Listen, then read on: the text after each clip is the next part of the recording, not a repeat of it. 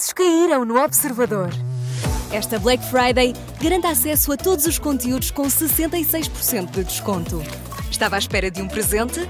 Não é Natal, mas nesta Black Friday, além do melhor preço do ano, estamos a oferecer 14 estadias em hotéis do Grupo Pacheca. Assine-os com 66% de desconto e habilite-se a ganhar. Tudo em observador.pt.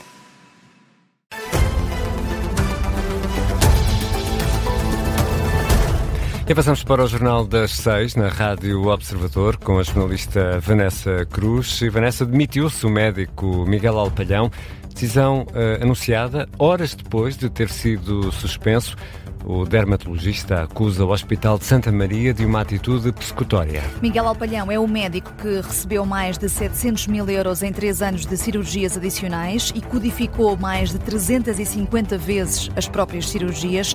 Ao anunciar que se demite, diz que não lhe restava outra atitude perante o que classifica de tratamento humilhante, degradante e, como dizias, Ricardo, persecutório por parte da administração do Hospital de Santa Maria em Lisboa durante o último ano. A Rádio Observador, entretanto, já tentou contactar Carlos Martins, que é o presidente do Santa Maria, não quis prestar declarações. A Inspeção-Geral de Atividades em Saúde concluiu por irregularidades praticadas pelo médico Miguel Alpalhão, hoje suspenso pelo Santa Maria, e agora ele próprio decide demitir-se. Vanessa Cruz, entretanto, o Governo aprovou hoje a criação de uma vice-presidência dedicada ao setor da saúde nas 5 comissões de coordenação e desenvolvimento regional, as famosas CCDR. É um dos anúncios feitos pelo Ministro da Presidência na conferência de imprensa do Conselho de Ministros. A ideia é concentrar o planeamento e a decisão a nível regional em matéria de saúde, mas o Governo recusa que seja uma espécie de processo de regionalização. Os novos vice-presidentes desta área de saúde nas CCDRs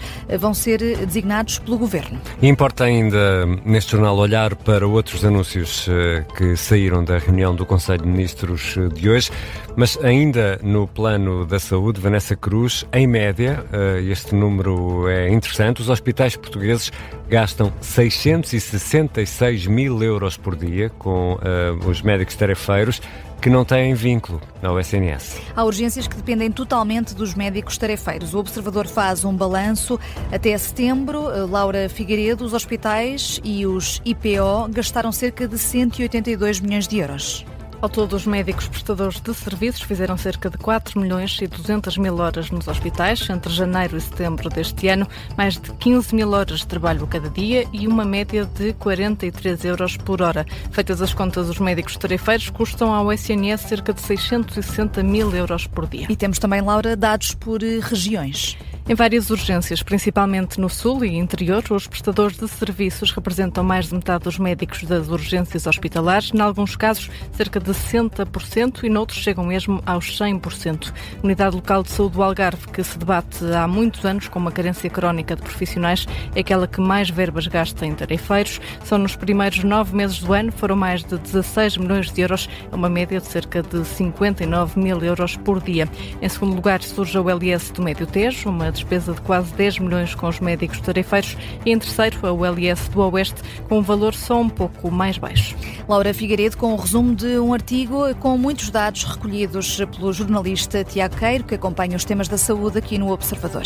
Um artigo que está em destaque a esta hora no site do Observador. Agora vamos às presidenciais. Luís Marques Mendes diz que envia a lei da eutanásia para o Tribunal Constitucional se for o próximo chefe de Estado. Revelação feita em entrevista ao programa Geração V, da Rádio Observador, e com 2 argumentos. Além da falta de regulamentação, o Parlamento ainda tem de responder às normas consideradas inconstitucionais, depois do pedido de fiscalização sucessiva que foi feito por deputados do PSD e do CDS. Marques Mendes demarca-se da posição que foi tomada pelo atual chefe de Estado, Marcelo Rebelo de Sousa, que depois de a lei ter andado para a frente e para trás entre o Parlamento, Belém e o Constitucional, acabou por promulgar a última versão do diploma que foi aprovada pelos deputados. Isso é um risco enorme. Veja, o presidente Marcelo Rebelo de Sousa, na última versão da lei da eutanásia, considerou que já estava tudo bem do ponto de vista constitucional e promulgou. E veja o que o Tribunal Constitucional fez disso. Afinal, o presidente não devia ter promulgado. Estamos a legislar sobre o direito à vida.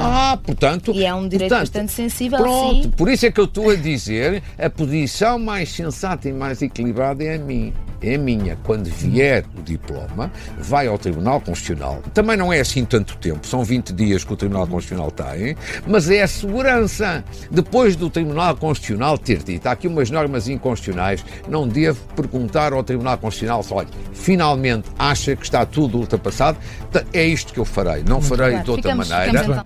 Não fará de outra maneira, é o que diz Luís Marques Mendes. Justifica que se trata de uma lei tão delicada e sensível que é preciso ter certezas. Portanto, envia o diploma da morte medicamente assistida para o Tribunal Constitucional se chegar a Belém. Sendo que o enquadramento parlamentar é agora diferente do tempo de António Costa. Foi na altura de António Costa que a lei foi publicada em Diário da República. Agora o Parlamento tem, nesta legislatura, maioria de direita e mesmo o secretário-geral do PS, José Luís Carneiro, é contra esta lei da eutanásia, portanto pode não ir avante. E este é um dos destaques da entrevista a Marques Mendes no programa Geração V da Rádio Observador. Vai para o ar mais logo, depois do Jornal das 10 da noite, aqui na rádio, mas este episódio já está disponível em podcast no site do Observador e também nas habituais plataformas de podcast. Agora, regressamos ao Conselho de Ministros, porque houve outras medidas, há várias medidas anunciadas pelo Governo. Por exemplo, o Executivo aprovou uma estrutura de resposta, Vanessa Cruz, a crises graves, é isso? É uma decisão anunciada ainda no rescaldo do apagão do final de abril. Foi aprovado agora um guião que define passo a passo o que fazer em caso de crises graves. Entretanto, foi também criada uma nova agência, uma agência para a geologia e energia, com a junção de 5 entidades do setor energético. Sendo que há um ano a Ministra do Ambiente, que era a mesma no anterior governo de Luís Montenegro, Maria da Graça Carvalho, que agora se mantém, garantia que não vinha aí nenhuma fusão na área da energia. Foi numa entrevista ao Jornal de Negócios na altura, mas o governo acaba agora por agregar mesmo várias entidades. O Conselho de Ministros aprovou ainda o diploma que baixa os impostos na construção de casas, uma medida que já tinha sido anunciada pelo governo. Vamos detalhar estas medidas e ouvir as explicações do Ministro da Presidência, António Leitão Amaro, na edição das 7. E há outras notícias a marcar esta tarde de sexta-feira, 28 de novembro. Desde logo a guerra na Ucrânia, Donald Trump prepara-se para reconhecer territórios ocupados como russos. É o que está a avançar o jornal Telegraph. O presidente dos Estados Unidos terá dado ordens para ser feita uma oferta direta a Vladimir Putin em Moscovo. A Rússia anunciou, entretanto, que recebeu os detalhes do plano de paz que os norte-americanos negociaram com Volodymyr Zelensky. Entretanto, o chefe de gabinete do presidente da Ucrânia apresentou a demissão. Foi horas depois de ter sido alvo de buscas no âmbito de um escândalo de corrupção que envolve a maior empresa pública de energia atómica da Ucrânia. Ora, o presidente Zelensky agradece ao chefe de gabinete por ter representado a posição patriótica da Ucrânia nas negociações de paz. Na Amadora, o centro comercial Babilónia tem estado encerrado para uma rusga que está a ser levada a cabo pela PSP, informação que está a ser avançada pela SIC Notícias, dando conta de que esta operação terá começado por volta das 3 da tarde. Incide sobretudo na fiscalização de estabelecimentos de venda de telemóveis. Até ao momento já foram detectados cerca de 10 telefones fruto de atividades ilegais, nomeadamente furtos e roubos. Dentro do centro comercial Babilónia, na Amadora, as pessoas estão a ser obrigadas a apresentar documentos e a mostrar os telemóveis às autoridades. A PSP já fez uma detenção de um cidadão por permanência ilegal em território nacional. Vários foram notificados para regular a situação em Portugal. 2 trabalhos publicados no Observador foram distinguidos na 7ª edição do Prémio Centro Pinos de Jornalismo Florestal. Sabe sempre bem, é sempre bom receber prémios. De que prémios são?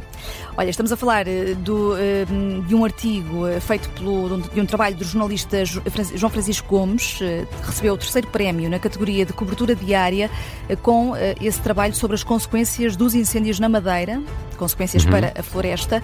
A mesma distinção foi atribuída a Celso Paiva Sol, é um autor do programa de rádio e podcast publicado aqui no Observador. Este programa que se chama Não é Se, é Quando. O episódio premiado é sobre se é impossível acabar com o flagelo dos incêndios? É uma pergunta que é feita neste episódio. Que vai respondendo a várias perguntas, desde terremotos, cheias, os incêndios, enfim, vai a várias catástrofes possíveis. Exato. Este prémio foi criado em 2011, é atribuído em parceria com o Sindicato dos Jornalistas e visa distinguir os profissionais e os trabalhos que contribuem para um maior reconhecimento e um maior conhecimento na sociedade da floresta portuguesa. Nossos parabéns para o João Francisco Gomes e também para o Celso Paiva Sol, a fechar o jornal das 6 da tarde aqui na Rádio Observador. A Vanessa Cruz vai regressar às 6h30 para atualizar as notícias.